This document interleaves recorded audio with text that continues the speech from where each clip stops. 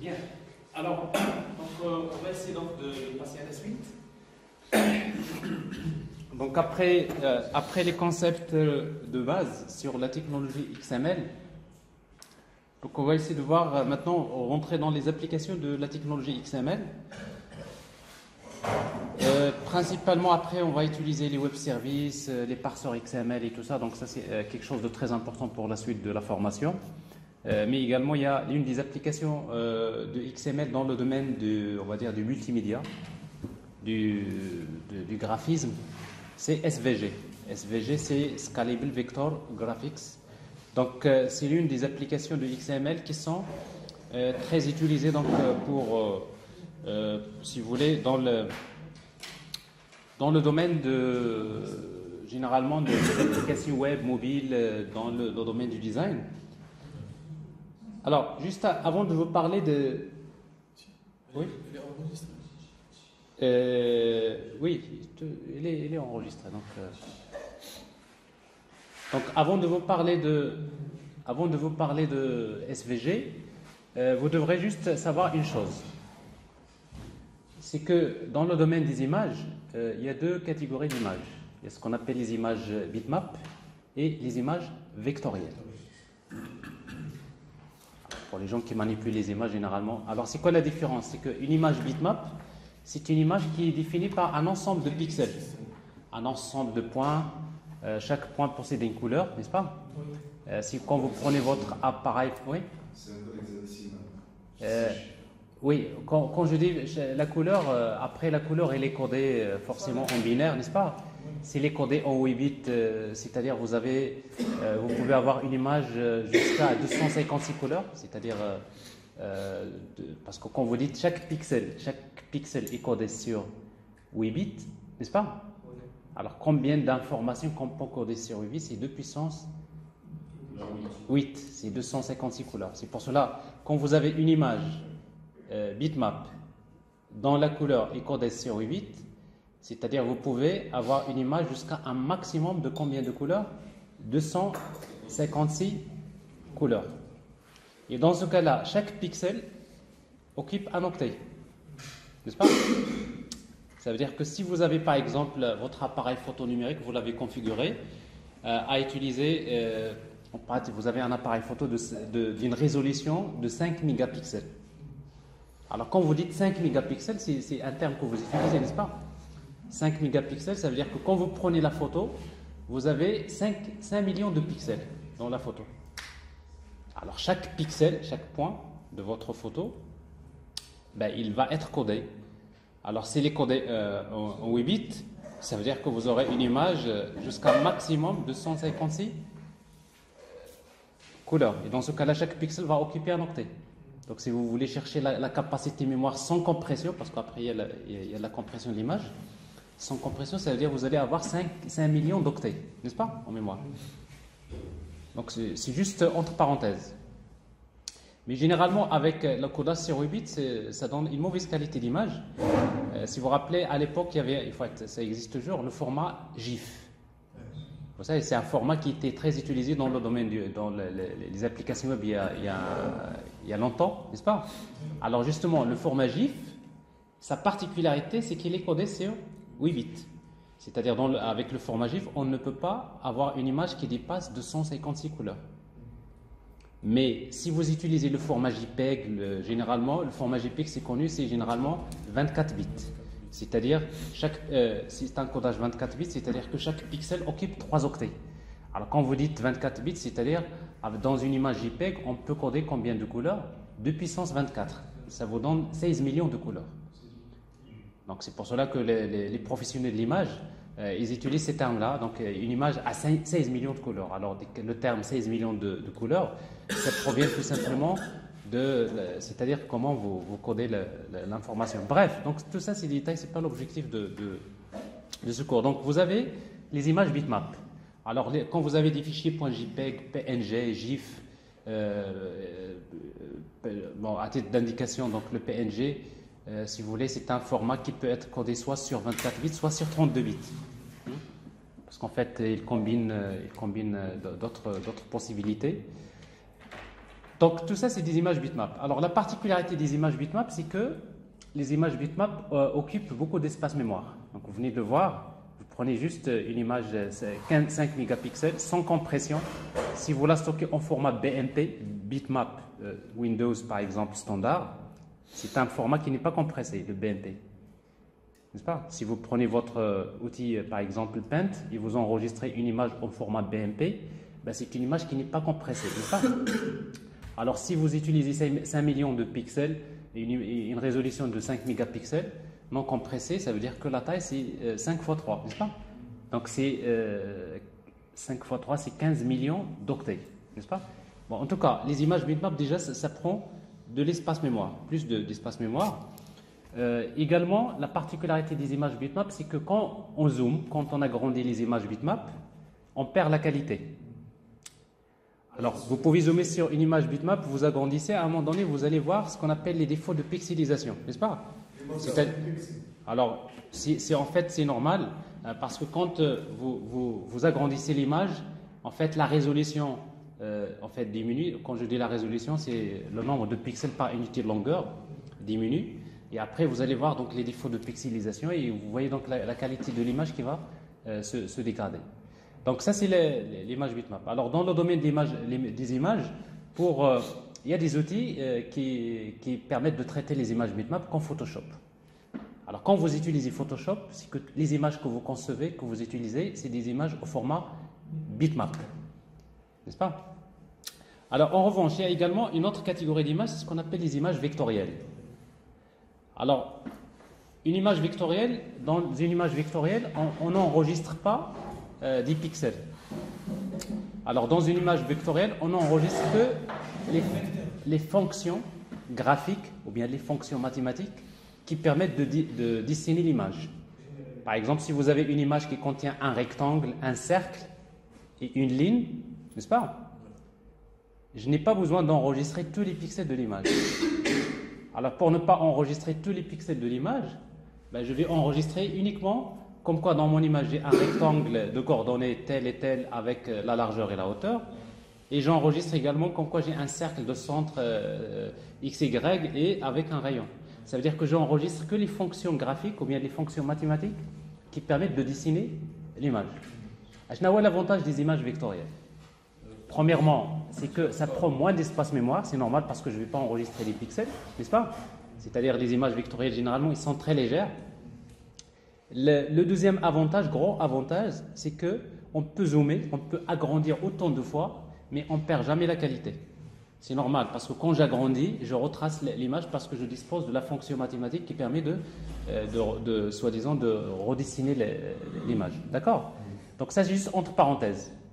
Alors, dans les professionnels de l'image, généralement, ils utilisent deux outils. Il y a Photoshop et il y a Illustrator. Donc, quand vous travaillez avec Illustrator, c'est que vous êtes dans le vectoriel.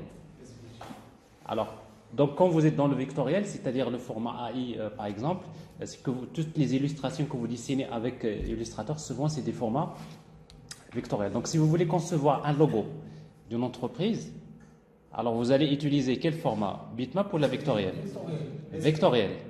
Alors, je ne parle pas maintenant de SV, je parle d'une manière générale. Vectoriel parce qu'en fait, le logo, vous pouvez le zoomer, vous pouvez l'insérer dans une grande affiche, vous le mettez en tête d'une facture, etc. Donc, généralement, c'est des choses qui sont vectorielles, n'est-ce pas? Alors maintenant le web. Dans la technologie web, il y a longtemps, il y avait un outil qui s'appelait Flash. Donc, je ne sais pas, il y en a ceux qui ont déjà utilisé. Flash de Macromedia à l'époque. En fait, Macromedia a été racheté par Adobe. Donc, Flash, c'était le premier outil Flash. Macromedia Flash ou bien Adobe Flash, ça existe encore. Alors, Flash, c'est le premier outil qui avait introduit la notion des animations vectorielles interactives dans les pages web. Donc, dans les début des années 2000, même avant, le seul moyen qui permettait de créer une animation vectorielle, parce que pour créer une animation bitmap, à l'époque, on utilisait ce qu'on appelle le GIF animé. Vous voyez, donc le GIF animé, c'était quelque chose peut-être que vous n'avez jamais vu, mais c'est juste c'est des images GIF dans lesquelles nous avons une succession d'images. Donc, on faisait des trucs de publicité. Mais après, il y a Flash qui avait introduit le seul moyen qui permettait, de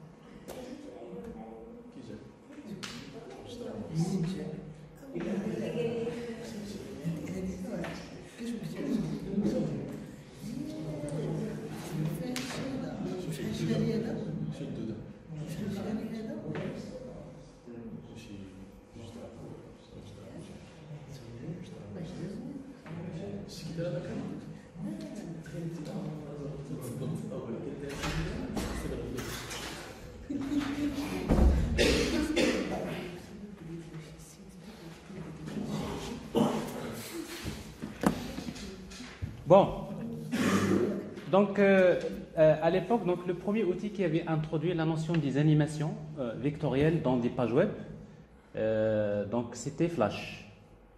Alors Flash, c'était un outil qui permettait de créer des applications interactives. Il y a plein de jeux qui ont été développés avec Flash. Et quand vous voyez des animations souvent de bonne qualité, format vectoriel, souvent, à l'époque, c'était Flash. Alors, sauf que Flash, il était très réputé. Il y avait même une époque où pratiquement il y a des entreprises qui développaient complètement des sites web en utilisant Flash. C'est surtout des sites qui sont particuliers. Mais après, Flash, il avait en quelque sorte, il y a un grand inconvénient, un grand problème qui était posé pour les utilisateurs de Flash, c'est au niveau l'indexation au niveau des moteurs de recherche. Alors Flash, il permettait de créer des animations, mais les moteurs de recherche ne peuvent pas savoir qu'est-ce qu'il y a à l'intérieur d'une animation Flash. C'est-à-dire le contenu que vous mettez dans une animation Flash, il n'est pas indexable au niveau des moteurs de recherche. Donc, c'est-à-dire que si vous développez votre site complètement avec Flash, en quelque sorte, quand on fait de la recherche sur Internet, vous trouverez que les sites qui sont au format Flash souvent sont les moins classés. Pourquoi? Parce que le contenu, une animation Flash, c'est une animation qui est fermée, dans laquelle il y a en fait, le navigateur web ne peut pas savoir ce qu'il y a à l'intérieur d'une animation Flash. Donc, ce qui fait que les moteurs de recherche donc, vont mal indexer le contenu d'une animation Flash. Alors ça, c'est juste une petite histoire.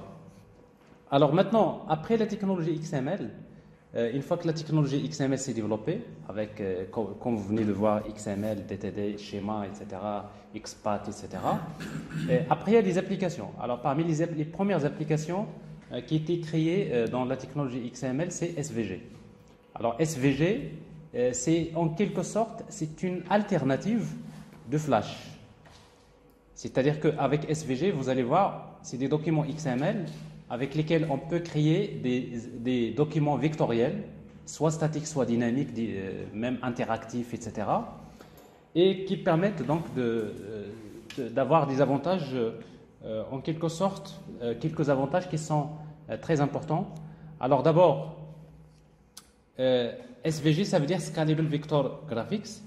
Donc c'est un langage en quelque sorte basé sur la technologie XML qui permet donc de créer des documents 2D, voire même 3D en format XML. Donc son début, donc c'était le début des années 2000, en 1998, ça fait quand même assez de temps. Il y avait en fait le consortium qui contient Microsoft, donc vous connaissez Microsoft, Autodesk. Alors Autodesk, c'est l'éditeur de 3D Studio Max, donc pour les gens qui ne le connaissent pas. 3D Studio Max, c'est un outil qui permet de créer des animations vectorielles 3D. Autodesk fait partie des groupes AutoCAD, qui est assez connu également dans le domaine du dessin assisté par ordinateur. Adobe, bon, c'est avec ses outils Photoshop, Illustrator, etc. IBM, Sun, Netscape, Xerox, Apple, etc. Corel, HP. En tout cas, en fait, qu'est-ce qui s'est passé? C'est que tous ces gens-là, toutes ces entreprises qui travaillent dans le domaine, se sont réunis pour se mettre d'accord sur un format XML, avec lequel on peut décrire des illustrations vectorielles et des animations vectorielles. Ce qui a donné naissance à SVG. Alors, bon, au début, alors quand on créait des documents format SVG, au début, les navigateurs web, les browsers web ne reconnaissaient pas le format SVG. À l'époque, pour pouvoir lire c'est-à-dire un document SVG dans une page web, il fallait installer un plugin qui s'appelait le Viewer, SVG Viewer de Adobe, qui a été développé, qui était utilisé à l'époque dans les navigateurs Internet Explorer. Mais après, les choses ont beaucoup changé parce qu'après, il y a Google Chrome, Firefox, Opera, donc il y a des navigateurs qui reconnaissent le format SVG en mode natif. Donc aujourd'hui, depuis longtemps, c'est que le format SVG il est reconnu par tous les navigateurs. Donc vous n'avez pas besoin d'installer un plugin particulier dans un navigateur pour reconnaître le format SVG. Alors donc il devient une alternative à Flash, qui était l'outil qui était utilisé, mais également il est intégré comme format d'échange de données, comme format d'exportation dans les outils comme Illustrator, qui est un outil que vous connaissez, et GoLive. Donc aujourd'hui, si vous dessinez avec Illustrator, vous pouvez dessiner tout ce que vous faites, et après quand vous enregistrez un document, vous pouvez l'enregistrer au format SVG. Donc c'est-à-dire on peut exporter des illustrations que vous dessinez dans Illustrator en format SVG. Et GoLive, en fait, c'est la même chose, il fait des animations vectorielles, plutôt donc des animations qui peuvent être converties en format SVG. Alors, d'abord, pourquoi SVG? Pourquoi c'est intéressant? D'abord, les avantages, il y a deux avantages particuliers. D'abord, il y a des avantages qui sont liés au graphisme vectoriel. Normal, l'avantage des animations, c'est-à-dire des images vectorielles. On en a parlé. C'est d'abord adaptation de l'affichage à des différents médias, c'est-à-dire on peut zoomer, on peut agrandir autant de fois, on ne perd pas la qualité. Donc ça, c'est le premier avantage. Deuxième, c'est que la taille des images reste très faible. Donc ça, c'est les deux principaux avantages du format SVG, c'est-à-dire le vectoriel. Après, il y a d'autres avantages qui sont liés au format SVG. Normalement, les avantages de SVG maintenant par rapport à Flash. Parce qu'avec Flash, on peut faire la même chose. Les avantages, il y a d'abord, on est dans le domaine de XML, XHTML, etc.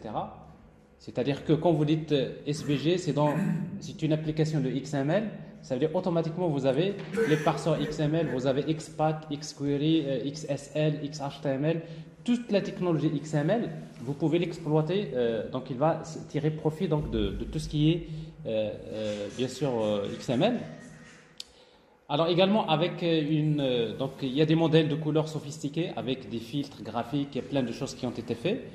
Et ça, possibilité d'indexation dans les moteurs de recherche. Alors faites tout ce que vous mettez dans SVG, c'est du XML, c'est-à-dire c'est du texte. Comme c'est du texte dans une page web, les moteurs de recherche, ils peuvent indexer le contenu facilement. Donc c'est très pratique. Et après, on peut partager facilement le code. Une partie d'un document SVG, on peut l'utiliser dans un autre document, quelque chose qui n'était pas faisable avec Flash, et vous avez des meilleures capacités graphiques dans l'ensemble. Alors, oui. Juste la raison pour laquelle il ne faudrait pas utiliser Flash déjà, c'est qu'il y a plusieurs failles de sécurité Oui. qui ont été démontrées. Oui. Et en 2027 année même, oui. Il va être complètement... Exactement, oui, tout à fait. Il va plus être utilisé par les navigateurs. Oui, tout à fait. Oui. Alors, votre collègue il parle effectivement d'une réalité, c'est que Flash, à l'époque, il était utilisé. À un moment donné, on voyait que ce n'était pas pratique parce que les problèmes d'indexation dans les moteurs de recherche. Mais après, il y a l'aspect sécurité qui rentre en jeu. D'ailleurs, il n'y a pas que Flash, il y a même les applis de Java. Parce qu'à l'époque, on crée également des applis de Java. Et dans Java, la même chose, à un moment donné, c'est... Tous ces outils-là sont déconseillés pour des raisons de sécurité. Donc, ce qui fait que le web, il s'est développé notamment avec HTML5. Depuis HTML5, tout simplement, pratiquement, on est toujours dans le contexte HTML5. Et si vous regardez dans les spécifications de HTML5, vous allez trouver SVG. C'est-à-dire que quand vous créez une page HTML5, HTML d'une manière générale, au format 5, vous pouvez écrire du SVG. Donc, il fait partie des spaces. Donc, ce qui fait que Flash, c'est une histoire que je vous ai racontée, mais aujourd'hui, pratiquement, il n'est plus utilisé, mais d'ailleurs, il va disparaître. C'est l'un de. Quoique, peut-être il va être utilisé dans d'autres domaines, notamment dans le domaine de la création des vidéos format vectoriel, c'est-à-dire sous un autre format. Mais pour le web, en tout cas, ce n'est plus d'actualité. Alors, donc, comme je disais, donc, pour pouvoir créer des documents SVG, donc, vous aurez besoin d'un éditeur. Alors, vous pouvez utiliser un éditeur de texte simple comme Oxygène ou Bloc-Notes pour écrire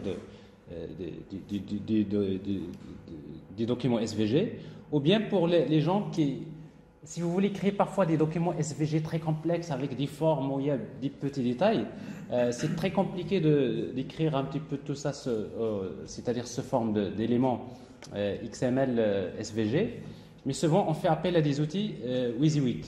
WYSIWYG, c'est-à-dire what you see is what you get, comme Illustrator, comme WebDraw, Corel, etc. Donc, c'est des outils généralement avec lesquels on peut dessiner, mais après, on peut l'exporter en format SVG. Donc, ça peut être utile si vous voulez dessiner, par exemple, un paysage ou un format particulier qui est assez complexe. Alors, pour visualiser donc SVG, SVG maintenant, presque, il n'y a plus de problème. Parce que tous les navigateurs reconnaissent le format SVG, même dans les applications, les interfaces graphiques, par exemple JavaFX ou les interfaces des applications, ils reconnaissent le format SVG. Ça veut dire qu'un document SVG ou bien une animation SVG, c'est comme si vous manipulez une image. Donc vous pouvez l'insérer là où vous voulez. Donc ce qui fait que ça devient assez pratique. Alors pour créer un document SVG, donc je vais rapidement pour vous donner la structure. Alors pour créer un document SVG, alors je vais utiliser Oxygène.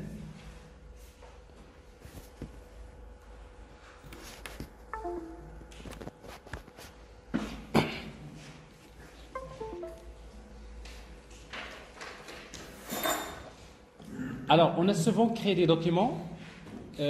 On a déjà utilisé Oxygène pour créer un document DTD, schéma, XML, XSL, etc. Mais après, on va créer un document SVG. Normalement, ça veut dire quoi créer un document SVG? C'est créer un document XML, mais dans la DTD ou bien dans le schéma XML existe déjà. Alors, ce que vous êtes en train de faire ce matin, vous êtes en train de créer une DTD, un schéma pour créer des documents XML valides, n'est-ce pas? Tout à l'heure, je vous ai parlé de les entreprises, Microsoft, Adobe, etc. Quand ils se sont réunis, qu'est-ce qu'ils ont fait? Tout simplement, ils ont créé une DTD ou bien un schéma XML. Une fois qu'ils se sont mis d'accord sur le format, et après, par la suite, à chaque fois, si vous voulez créer un document SVG, il suffit donc de spécifier donc, la DTD ou bien le schéma XML, n'est-ce pas? Si vous travaillez avec Oxygène, donc vous pouvez les trouver dans les modèles de framework.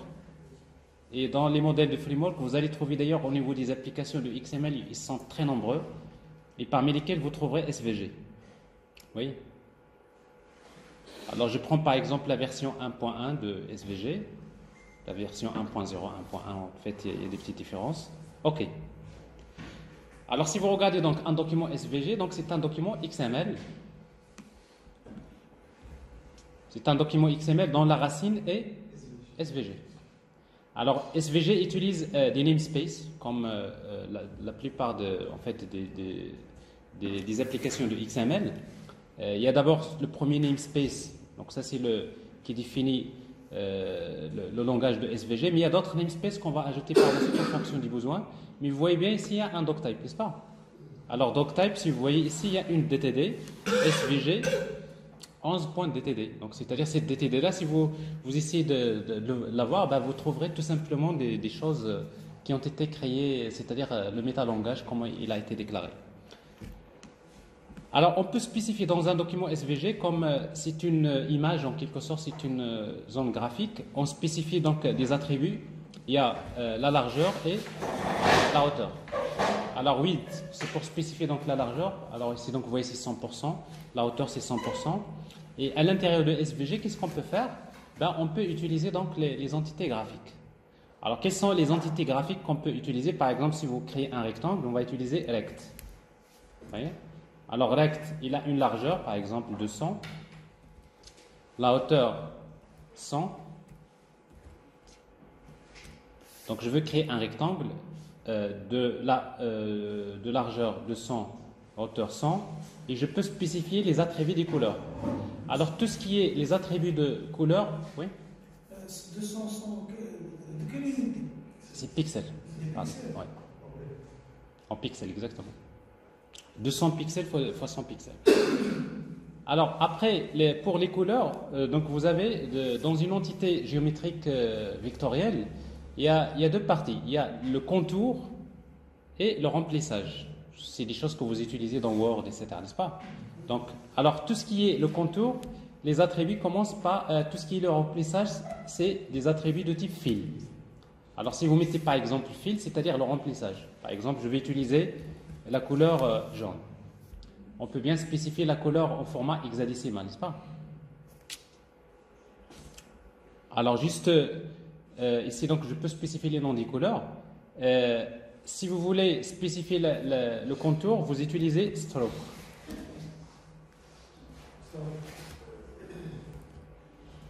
Alors stroke, c'est le contour, c'est la couleur du contour. Alors par exemple ici c'est bleu. Alors ça c'est fill stroke. Alors maintenant, si vous voulez spécifier l'épaisseur par exemple du contour, vous allez utiliser stroke width. Stroke tiré width égale à 2. Alors tout ce qui commence par stroke, les attributs qui commencent par stroke, ça concerne quoi? Le contour. Alors pour les gens qui ont travaillé avec, vous avez déjà utilisé CSS, alors tous les attributs de SVG, c'est les mêmes attributs de CSS. Donc d'ailleurs, on peut utiliser des attributs comme ça, comme on peut utiliser les CSS pour pouvoir, notamment CSS 2 et 3, pour pouvoir définir les attributs. Alors si vous faites ça, et après, quand vous dites un rectangle, vous voulez le positionner dans un endroit de l'écran. Alors vous utilisez X, c'est-à-dire la position X du rectangle, par exemple 400, et Y 300. Alors en fait, qu'est-ce que vous voyez? Donc ça c'est un premier document SVG. Alors ce document-là, je vais l'enregistrer.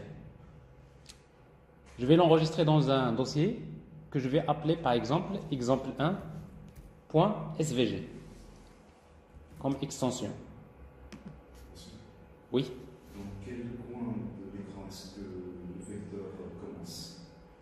Alors, vous savez que pour les coordonnées, en haut à gauche c'est 0. D'accord? Exactement.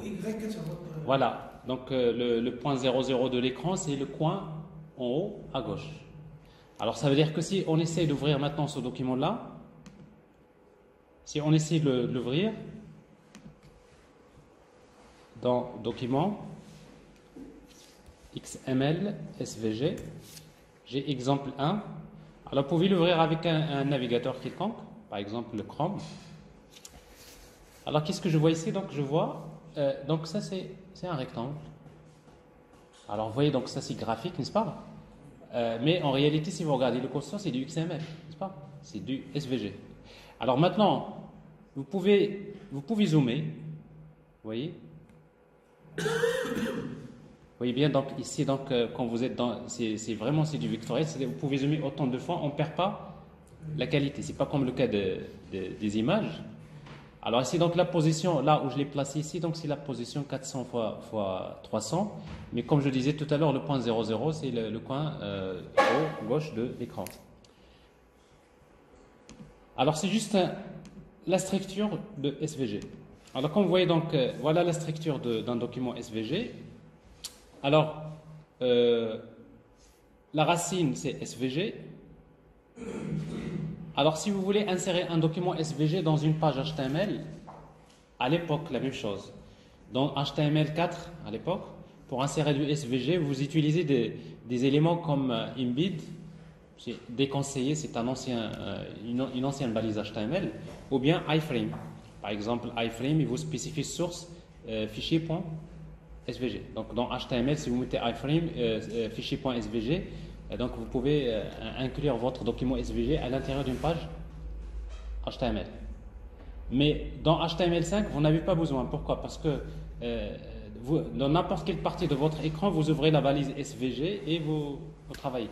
C'est-à-dire que dans HTML5, SVG fait partie des specs.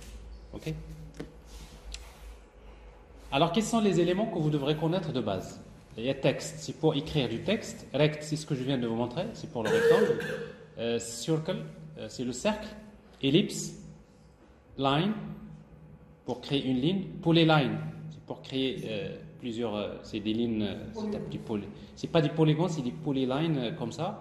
Et après, il y a polygone. Polygone, c'est un polyline mais qui est fermé. Et après, il y a patte. Alors, si vous voulez maintenant dessiner des formes assez complexes, particulières, on utilise un élément SVG qui s'appelle patte. Donc, je vais vous montrer comment utiliser donc, ces éléments.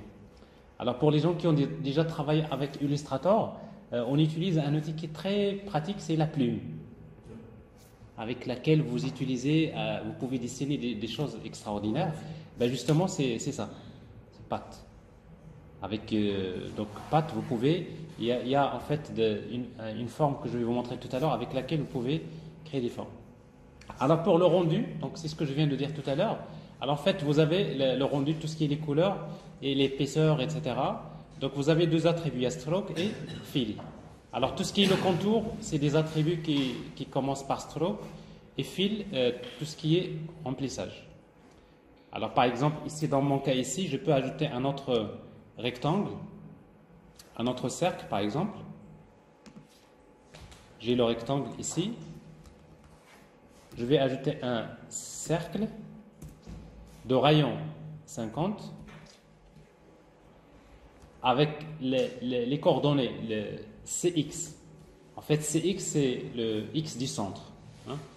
Je vais le positionner dans ce point-là, c'est-à-dire le point 400, 300, 400, et CY égale 300. Et la même chose, donc je vais utiliser fill, par exemple un rouge, stroke, par exemple bleu, et après stroke 8, par exemple 2.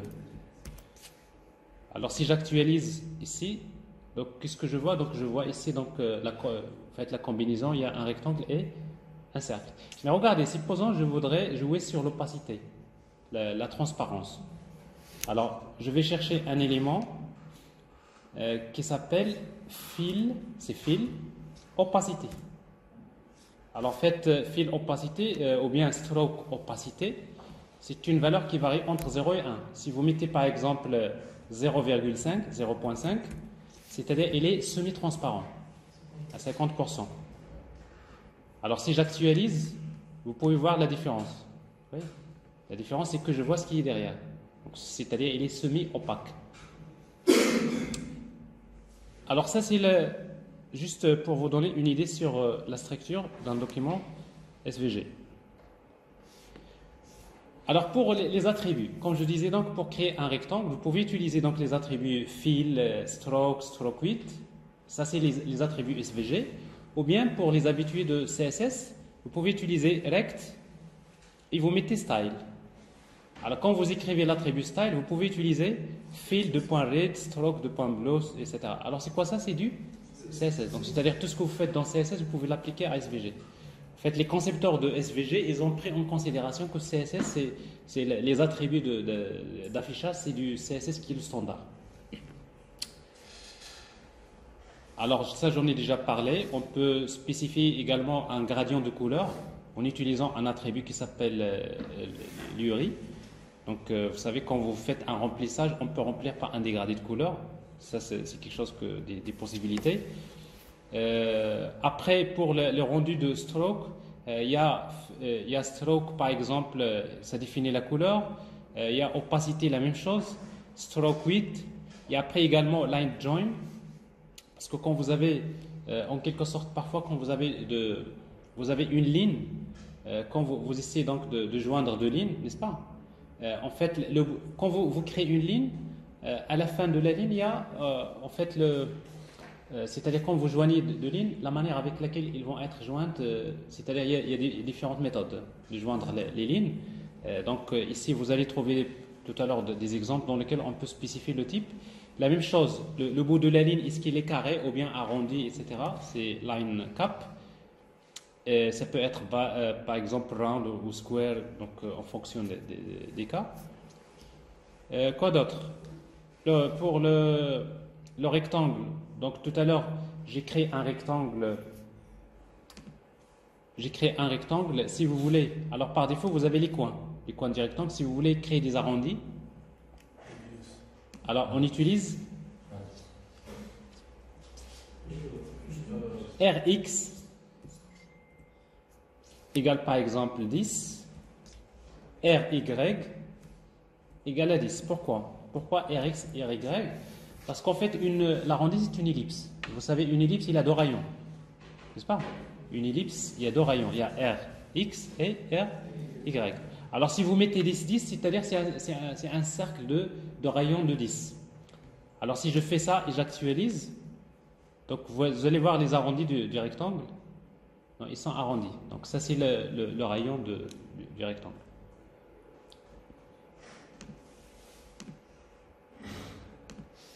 Alors maintenant, ça c'est les figures. Alors pour les figures géométriques, comme vous voyez, donc il y a cercle, comme je disais, il y a line. Alors pour créer une ligne, vous utilisez line. Alors line, vous utilisez x1, y1, x2, y2. Ça c'est les coordonnées du premier point et les coordonnées du deuxième point. Il y a polyline.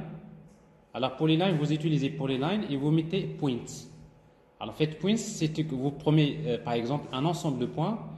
Par exemple, 150, 160, c'est le premier point. Le deuxième point, c'est 250, 200. Le troisième point, etc. Donc, voilà le premier point, le deuxième, le troisième, etc. Donc, ça, c'est polyline. Il y a polygone, la même chose.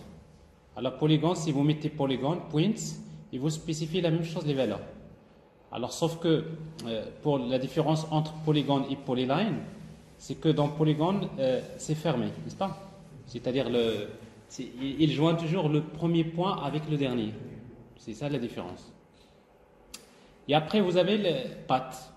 Alors après, donc, je vais revenir sur l'élément patte pour vous montrer comment dessiner un patte. Alors patte, c'est un... Oui. Oui. J'ai une question concernant le polygone. Oui. Est-ce qu'il y a une limite sur le nombre de points que l'on peut faire? Non, il n'y a pas de... C'est-à-dire, il n'y a pas de... Géométriquement, il n'y a pas de limite. Vous pouvez créer autant de points. Généralement, c'est qu'un polygone, quand le nombre de points tend vers l'infini, ça devient un cercle. On est bien d'accord? C'est-à-dire, logiquement, il n'y a pas de limite. Mais généralement, quand vous avez beaucoup de points, il vaudrait mieux utiliser un cercle. Alors, en fait, pour le patte, en fait, comme je disais, donc, ça permet de dessiner des formes arbitraires en utilisant un attribut qui s'appelle D, dans lequel on spécifie ce qu'on appelle le path data. Alors, ce path data, ici, il est exprimé de la manière suivante. Alors, vous avez un certain nombre de lettres, majuscules, minuscules, qui ont un sens. Par exemple, alors si vous avez M, ça signifie move to. Alors, ça veut dire quoi? Par exemple, ici, regardez, cette forme-là, je voudrais dessiner cette forme. Alors, qu'est-ce que je vais faire? Je vais utiliser path D égale M. C'est quoi M là? C'est move to. Alors, quand vous dites move to, c'est comme si vous prenez votre crayon et vous dites, je vais placer le crayon dans un point de coordonnées X, Y. Alors, voilà, le premier point que vous voyez là, 400, 400, c'est le premier point, il est là. Il n'y a pas de différence entre majuscule et minuscule. Alors, je vais vous dire la différence. Il y a une différence. Alors, si vous mettez M majuscule, ça veut dire que c'est les coordonnées absolues. C'est-à-dire 400, 400, c'est par rapport au point 0. Mais si vous mettez minuscule, c'est par rapport au dernier point. C'est-à-dire que c'est des coordonnées relatives. Alors, je vais vous expliquer ça. Regardez. Ici, quand vous mettez path D égale M, c'est-à-dire move to, je vais me placer dans ce point-là, ce premier point qui est de coordonnées 400, 400. C'est bon? Ensuite, regardez ici. À partir de ce point, je vais dessiner une ligne. Alors, cette ligne-là, c'est line 2, L minuscule. Oui, L, line 2. Et quand vous dites line to, c'est-à-dire je vais tracer une ligne vers un autre point. Et ce point-là, ici que vous voyez, L, c'est 50-50. Ça veut dire quoi? 50 par rapport à quoi? Par rapport à ce point. On va se déplacer à droite de 50 par rapport à ce point-là, c'est ça. Et en bas, on va descendre de 50. Donc quand vous voyez minuscule, c'est-à-dire par rapport au dernier point. Donc si vous mettez L, line to 50-50, ensuite, regardez, je vais remonter encore. Ici. Alors remonter, ça veut dire que je vais utiliser encore line to L, 50 moins 50. 50, pourquoi? Parce que je vais me déplacer comme ça. Et moins 50, je vais remonter. Donc vous avez L, 50 moins 50. Et après H, c'est pour tracer une ligne horizontale. Alors si je mets H 60, regardez d'ailleurs ici, H 60, c'est-à-dire je trace une ligne horizontale de combien? Une longueur de 60. Ensuite, je suis maintenant dans ce point-là, je vais tracer une ligne verticale. Et pour tracer une ligne verticale, je vais utiliser V. V60. N'est-ce pas? Donc V, ça signifie vertical. Maintenant, je vais tracer une ellipse. Alors maintenant, si vous voulez tracer un arc, on va utiliser A. Vous voyez, A. Mais pour l'arc, c'est assez compliqué parce qu'il faut spécifier beaucoup de paramètres. N'est-ce pas? Il y a Rx, Ry, par rapport à quel centre, etc. Donc je ne vais pas rentrer dans les détails dans cette partie-là. Et après, une fois que je trace l'arc, maintenant, je vais fermer la courbe. Alors pour fermer la courbe de ce point vers le premier, on utilise Z. Donc Z, ça veut dire close path. Donc c'est juste entre parenthèses. Donc je vous donne juste une idée. En fait, path, généralement, souvent on ne fait pas ça manuellement d'une manière statique. Donc soit vous avez un logiciel de dessin avec lequel vous dessinez, vous avez ça. Si vous travaillez avec Illustrator, vous dessinez la forme et après automatiquement quand vous regardez SVG, vous allez trouver plein d'éléments de type path, n'est-ce pas? Ou bien vous avez une application avec JavaScript, vous avez des boucles et des choses comme ça avec des fonctions mathématiques qui vous permettent de dessiner, donc de retrouver ces éléments. Oui? Juste pour confirmer, Z lit automatiquement le dernier au premier, exactement. C'est close path.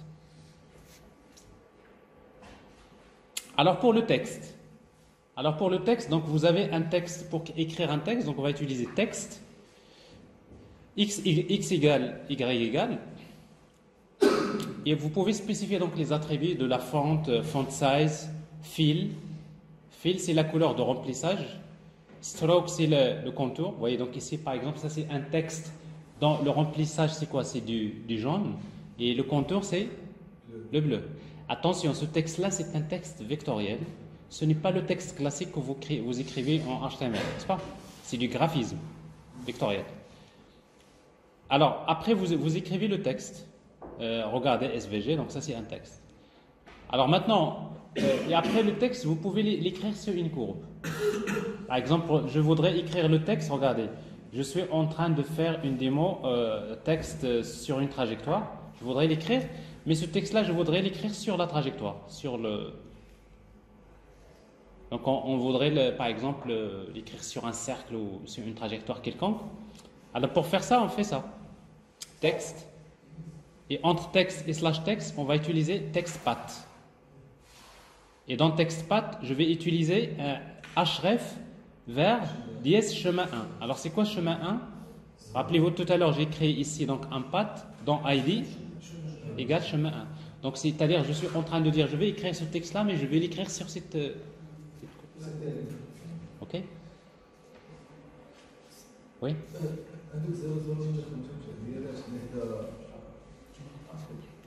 Ici?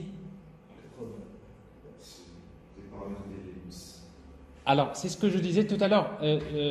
En fait, le paramètre A, il y a beaucoup de paramètres, donc je ne vais pas rentrer pour le moment dans les détails. Mais vous devrez juste savoir que si vous voulez tracer un arc, n'est-ce pas? Alors si vous voulez tracer un arc, il faut d'abord spécifier par rapport Rx et Ry, c'est-à-dire parce qu'un arc, normalement, c'est une partie d'une ellipse, n'est-ce pas? Et quand vous avez une partie d'une ellipse, il y a Rx, Ry, il y a le rayon, ici c'est 75, 60... en fait, 80-80, Rx et Ry. Mais après, vous allez trouver les décalages, c'est-à-dire la portion que vous allez prendre. Et donc, vous allez décaler par rapport à ce point-là de combien. Est-ce que vous allez la tracer comme ça ou bien dans ce sens? Donc, il y a tellement beaucoup de possibilités. Donc, c'est pour cela que ici, je ne vais pas vous décrire ça parce qu'il n'y a pas que ces paramètres. Il y a beaucoup de paramètres sur un élément A. D'accord?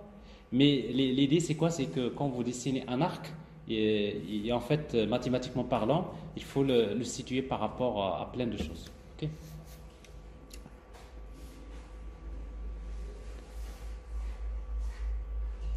Vous avez compris l'idée principale? التكست لا بغيت تكست Oui. شكون وسط الناس ديال Oui. ماشي تكست عاديه ديال La machine texte. Donc ici, texte, l'élément texte, vous spécifiez le texte ici. Parce que c'est pas en fait, c'est un texte vectoriel. D'ailleurs, la preuve avec HTML classique, on ne peut pas faire ça. On ne peut pas écrire, n'est-ce pas? Alors maintenant, ça c'est les éléments de base. Alors maintenant, si vous voulez créer un document SVG, vous avez besoin des éléments de regroupement. Alors pour regrouper les éléments, vous disposez donc de l'élément SVG. En fait, les SVG c'est la racine d'un document SVG. Mais un document SVG peut contenir un autre document SVG. C'est-à-dire à l'intérieur de SVG, vous pouvez trouver un autre élément SVG. G c'est pour grouper. Symbole c'est pour grouper en fait des éléments mais d'une manière abstraite. Je vais vous expliquer ça. Regardez. Et ça c'est très utile. Je viens de créer rectangle et cercle, n'est-ce pas? Alors ce rectangle et cercle là, je vais utiliser G / G. C'est-à-dire je vais les encadrer par G. Ça veut dire quoi? Ça devient un groupe. Et ce groupe-là, je peux lui donner un ID. Par exemple, le groupe, par exemple, logo. Par exemple. Donc, après, donc vous voyez, si vous utilisez groupe, vous actualisez, il n'y a rien qui va changer, n'est-ce pas? Mais sauf que je peux instancier un groupe. Alors maintenant, si vous voulez instancier un groupe, on va utiliser un élément use.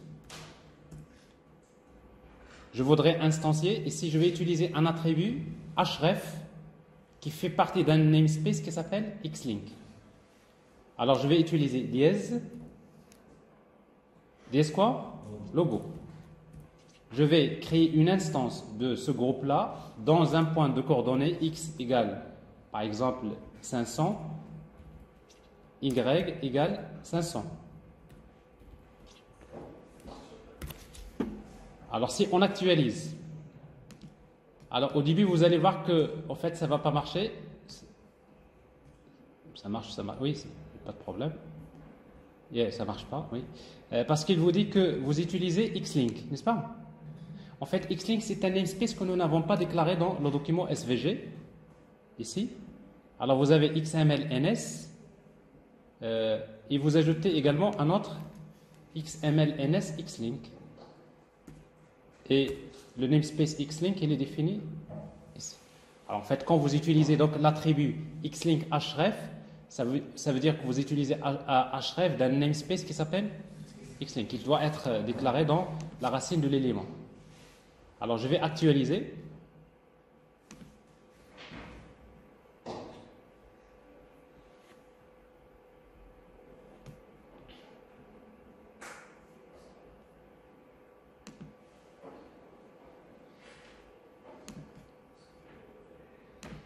Alors, j'ai instancié dans x égale, y égale, alors, regardez, actualiser ici. Donc j'ai l'entité, elle est là. Je vais l'instancier dans l'élément de coordonnées x, y, 500, 500. Alors pour l'instanciation, alors en fait, ce que je vais vous montrer, c'est qu'en fait pour instancier les éléments, vous avez en fait groupe, c'est pour en fait vous grouper. Et après, ça va nous servir pour faire l'animation. Vous voulez par exemple animer le groupe, donc je vais y revenir tout à l'heure, pour animer par exemple le logo en bloc. Mais si vous voulez créer également, vous voulez grouper, vous pouvez utiliser à la place de G, vous utilisez symbole. Alors c'est quoi la différence entre l'élément symbole et G? Alors si vous actualisez, vous voyez la différence. Je vois rien. En fait, un symbole, c'est quoi? C'est un groupe, mais qui est abstrait, c'est-à-dire il ne s'affiche pas. Quand vous utilisez l'élément symbole, ça veut dire que tout ce qui est entre symbole et slash symbole, on ne le voit pas. Ben, si on ne le voit pas, c'est-à-dire que vous pouvez l'instancier. Vous pouvez le faire apparaître sous forme d'instance. Alors maintenant, pour pouvoir l'instancier, je vais utiliser ce que j'ai fait tout à l'heure. Use, je voudrais le symbole logo, je voudrais l'instancier et je le mets par exemple dans le point de coordonnées. Par exemple, alors peut-être tout à l'heure, parce qu'on a trop décalé un peu le.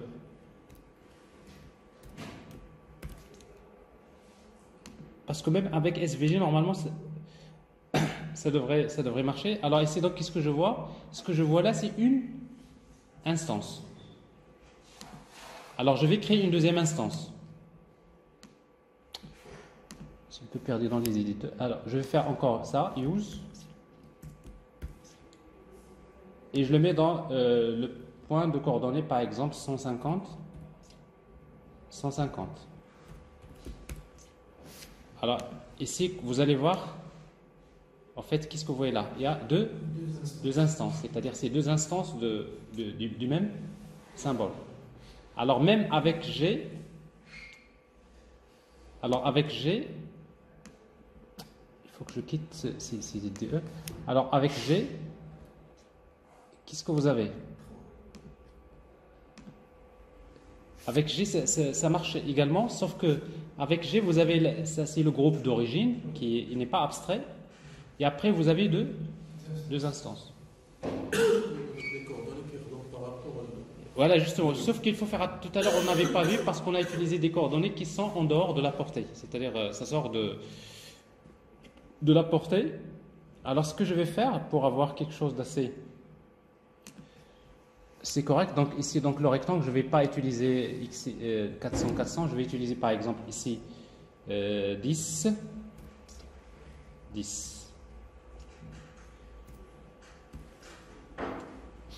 Alors le cercle, je vais le mettre dans le point de coordonnées 10, le centre du cercle.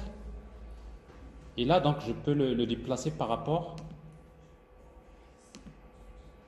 à l'élément. Donc vous allez trouver quelque chose comme ça.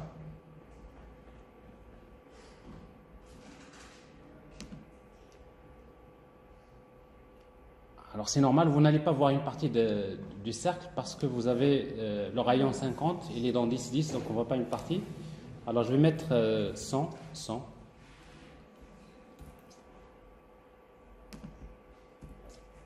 En fait, ce que je suis en train de faire, ce n'est pas la partie la plus importante, positionner les éléments en tout cas.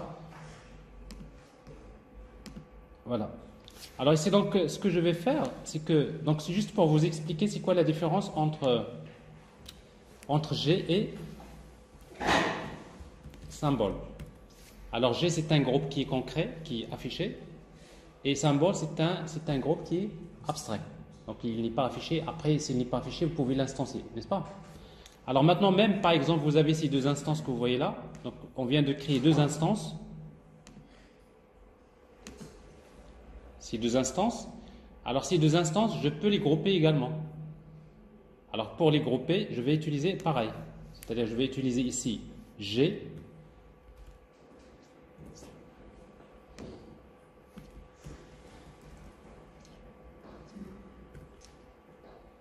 Et ce G-là, donc je vais l'appeler ID égale, par exemple, logo 2. OK? Alors maintenant, le logo 2, donc je voudrais l'instancier encore. Je vais utiliser use dièse logo 2. Alors si je ne mets pas XY, en fait, vous voyez, il garde la même position, n'est-ce pas? Il est instancié. Mais si je le décale, donc vous pouvez voir le décalage ici. Si vous mettez encore x égale use x égale par exemple 300, y égale 300.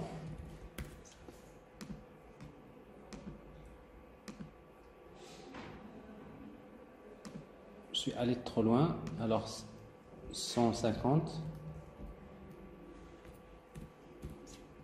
150.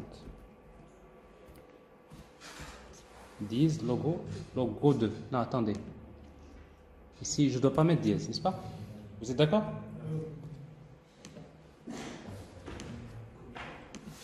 Alors ici, donc, qu'est-ce que vous voyez là? Donc, vous voyez, c'est une autre instance.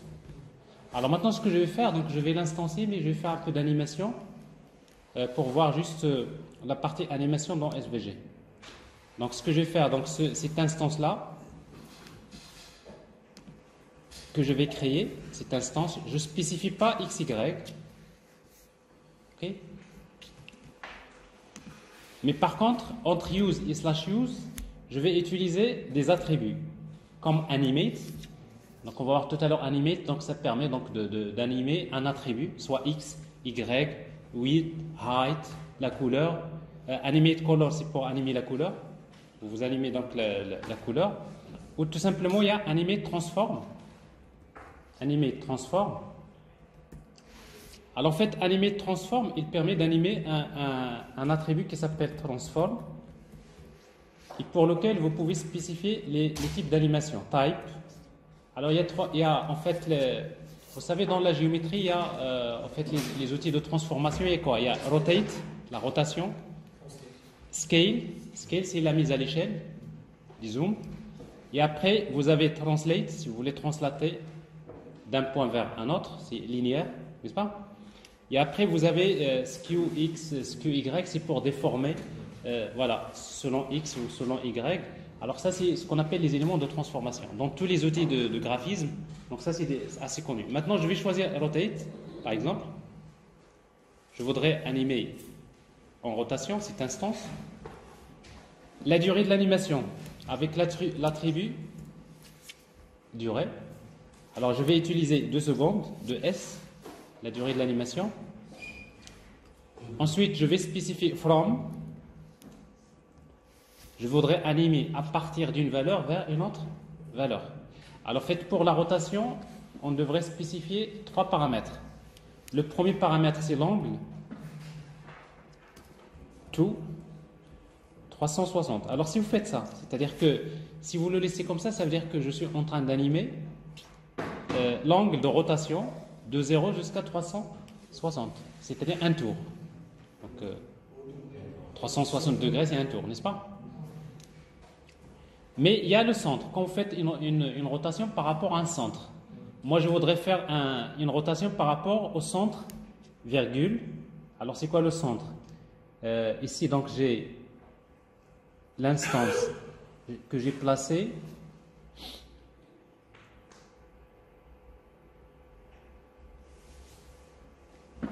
Je voudrais le centre, je le mets dans, alors x 100 par exemple, 100, parce que j'ai déjà un décalage ici de 100, c'est-à-dire, bon, je vais utiliser 300, 300, 300.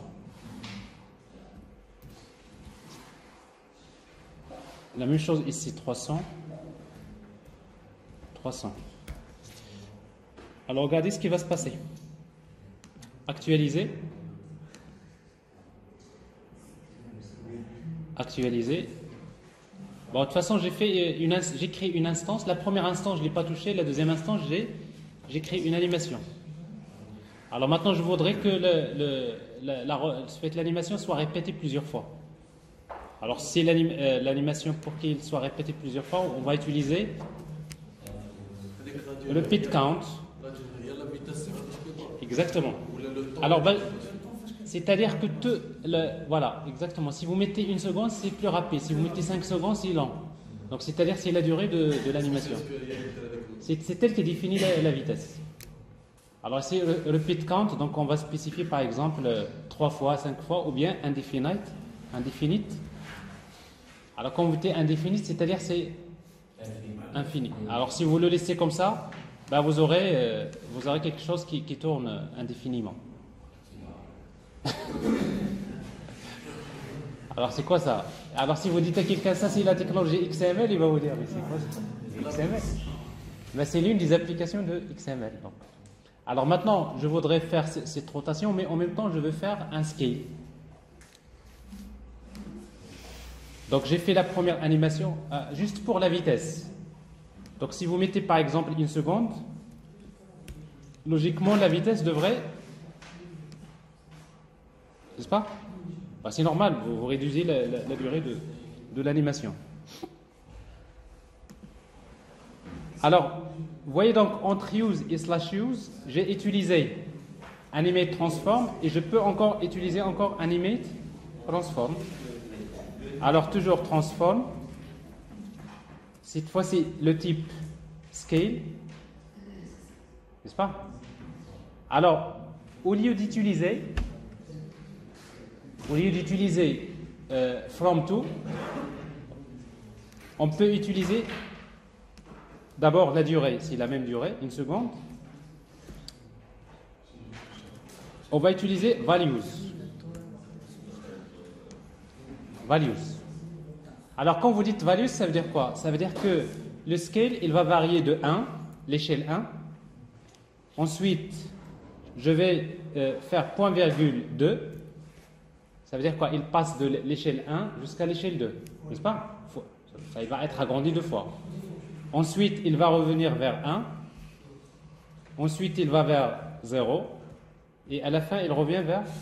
Je peux spécifier les différentes valeurs. Et voilà, 0, il va disparaître et il réapparaît. Par exemple. Alors, si je fais ça, donc vous allez voir, actualiser. Mais attendez, mais je n'ai pas spécifié le pit count. Pourquoi? Alors ici, je vais mettre la même chose, repeat count. Et tu peux toutes les animations en même temps. Ah là, c'est ce que je vais vous expliquer. Je suis allé. Repeat count égale indefinite. N'est-ce pas? Alors si vous faites ça, vous allez remarquer une chose, c'est que la deuxième animation va supprimer la première, n'est-ce pas? Bon, ici donc je suis en train de faire une... Alors maintenant, si vous voulez les faire en même temps, alors si vous voulez les faire en même temps, dans la deuxième animation, vous allez ajouter additive. Et vous voyez donc additive, vous avez 2 valeurs par défaut, soit replace ou bien sum. Alors par défaut, c'est replace, parce qu'elle remplace la dernière animation. Mais si vous mettez sum, ça veut dire quoi? Vous lancez 2 animations en même temps. Ils sont combinés. Et ça va donner quelque chose comme ça. C'est-à-dire, c'est la mise à l'échelle, mais en même temps, c'est de... Alors, c'est pas très joli tout ça, c'est juste pour... Alors, ici, on va augmenter la durée. On va mettre 3 secondes. Et là, également 3 secondes.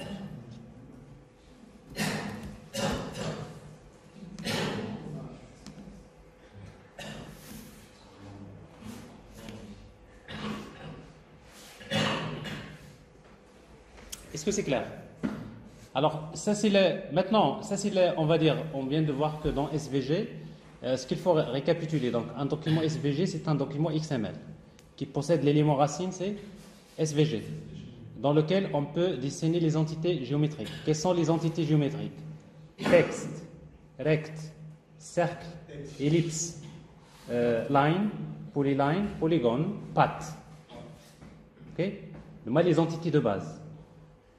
Alors après, quand vous dessinez les entités géométriques, pour chaque entité géométrique, vous avez les attributs. Tout ce qui est le remplissage, c'est fill. Quand fill pour spécifier la couleur de remplissage, fill opacité, c'est pour spécifier donc l'opacité ou bien la transparence, le taux de transparence. Stroke, c'est pour tout ce qui est le contour. Stroke width, c'est l'épaisseur du contour. Stroke fill, c'est pour la transparence du contour, etc. Après, nous avons dit comment grouper les éléments. Alors, pour grouper les éléments, vous pouvez utiliser G. Donc, pour les grouper, vous pouvez utiliser symbole. Et également, il y a d'autres éléments de groupement dont je vais vous parler tout à l'heure. une fois que vous avez des groupes, vous pouvez les instancier. Alors pour instancier les groupes, vous utilisez l'élément use. Use, c'est pour instancier un groupe ou bien un symbole. Et après, par la suite, vous avez dans SVG, vous avez chaque élément que vous créez, vous pouvez utiliser en fait l'animation. Alors dans l'animation, on vient de voir comment faire un animate, transform, n'est-ce pas? Mais également, vous pouvez créer, au lieu de animate, transform, vous pouvez créer par exemple un cercle, n'est-ce pas? Un cercle de rayon par exemple 80, de coordonnées CX 300, Y, CY égale 300. Alors après, fil par défaut, donc green, stroke,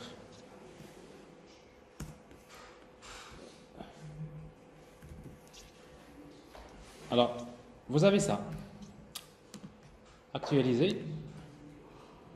Alors vous avez un cercle. Au lieu d'utiliser un animate transform, je peux entre cercle et slash cercle, n'importe quelle entité, vous pouvez utiliser animate, tout court. Et quand vous dites animate, qu'est-ce que vous voulez animer? Supposons que vous voulez déplacer le cercle. Vous voulez le déplacer, donc qu'est-ce que vous allez donc animer? Vous allez animer CX, c'est l'attribut CX. Et vous dites, le CX, il va varier de from, la valeur, c'est quoi? 300, to, une autre valeur.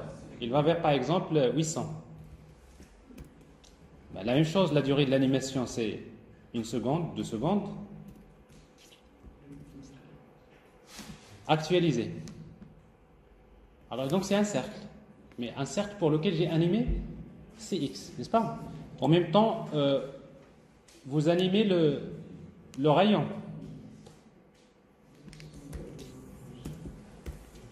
Alors, ici, donc, c'est quoi le rayon? R. L'attribut R, je l'anime. Au lieu d'utiliser from to, je peux utiliser values, comme tout à l'heure. Alors, c'est quoi les valeurs? Donc, le rayon, il commence de 80. Ensuite, il va vers 10. Ensuite, il remonte vers 200. Ensuite, il va vers 20. Ensuite, il revient vers 80, etc. Bon, je peux faire n'importe quoi, c'est des valeurs quelconques, ici.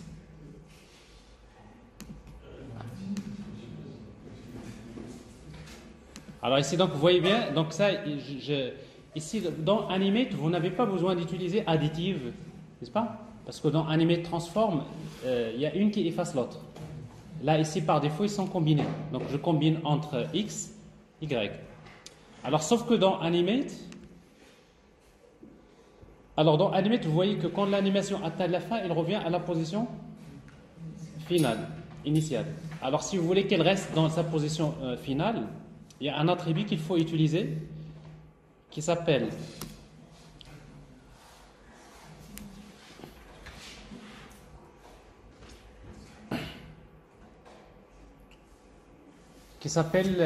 quoi? Alors, je connais la valeur, mais l'attribut, je l'ai oublié. Donc, c'est freeze, c'est-à-dire gelé. C'est pour le geler dans sa position finale. L'attribut s'appelle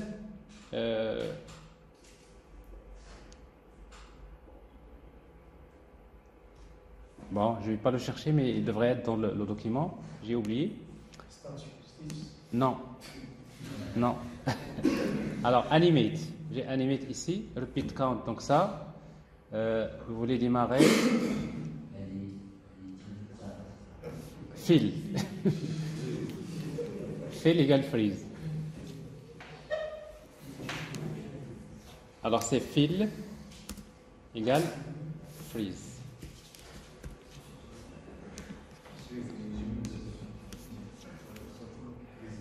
Non, c'est pas normal. J'ai pas enregistré. Oui, en fait, j'ai fait freeze uniquement pour le rayon. Mais il faut le faire aussi pour X. C'est X, fill, freeze. C'est-à-dire, les deux animations, je les arrête à la fin. Ok? Alors, quand vous le faites pour...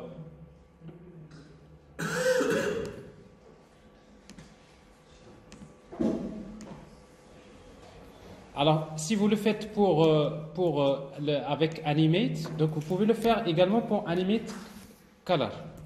En fait, Animate Color, donc ça permet donc d'animer la couleur. Alors, par exemple, par exemple, quelle couleur que je vais animer, c'est Fill. Et je peux utiliser From d'une valeur vers une autre. Alors, par exemple, je voudrais que la couleur commence du blanc. Alors, je peux utiliser plusieurs... si vous voulez utiliser les valeurs hexadécimales, vous mettez dièse. Par exemple, FF, ça c'est du rouge, n'est-ce pas? Ensuite, il va vers le jaune, par exemple, il va vers le blanc. Le noir. Le blanc, c'est F. Non, ça c'est le blanc. Ça c'est le rouge, c'est F00. Et après, c'est 2, 0. Ouais. Dièse 0, FF, etc. Peu importe. Et après, il revient vers le... Alors ça, je commence par... Ah non, ça, c'est pas bon. Ça, c'est values, n'est-ce pas? Mais vous mettez from une couleur, par exemple, la couleur de remplissage actuelle, c'est yellow, to... Par exemple, rouge. Et la durée de l'animation, c'est toujours 2 secondes. Et fill, freeze.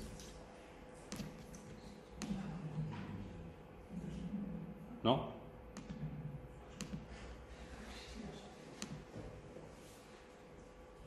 Alors, from. Alors, je vais mettre values pour voir.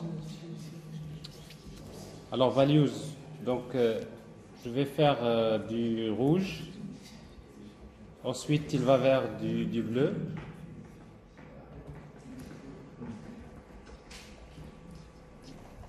Pour aller vers le blanc.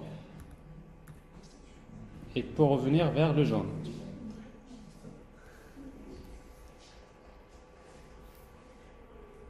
Alors, le jaune, ça devrait être 0FF, je crois.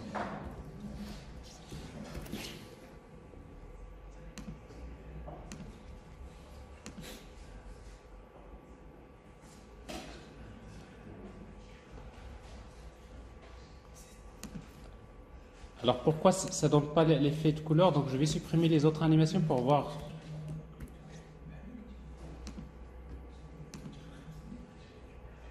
Ça ne tient pas. Alors qu'est-ce qui manque? Alors values, la durée.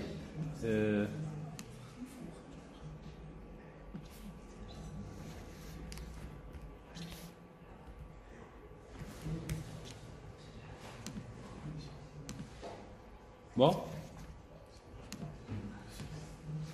Je vais voir tout à l'heure pourquoi ça ne donne pas, mais en tout cas, vous avez donc les éléments d'animation possibles. Donc pour récapituler. Alors pour les animations, voilà. Donc vous avez Animate, Animate Color et Animate Transform. Alors ça c'est les trois types d'animation. Alors ici donc vous avez un exemple, c'est presque l'exemple qu'on vient de voir tout à l'heure.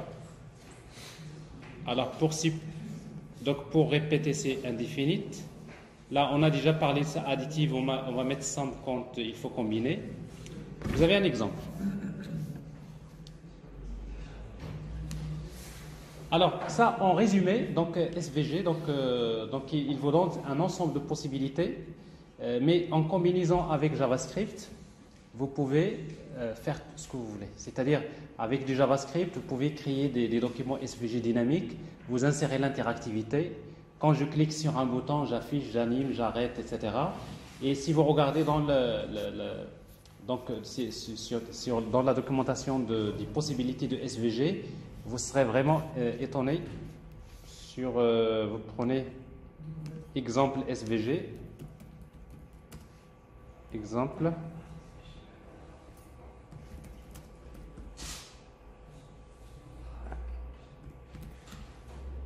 Animation SVG.